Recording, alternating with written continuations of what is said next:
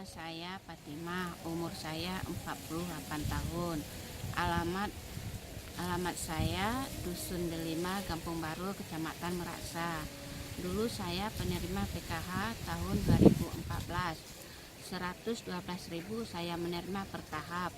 Uang itu saya gunakan untuk anak sekolah, beli baju, beli buku. Alhamdulillah bisa membantu saya dan keluarga saya.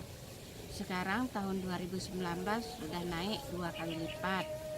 Lebih alhamdulillah bisa membantu anak saya ke depannya untuk masuk sekolah SMA. Bisa membeli baju, alat-alat sekolah, peralatan sekolahnya. Tahun ajaran baru. Sekarang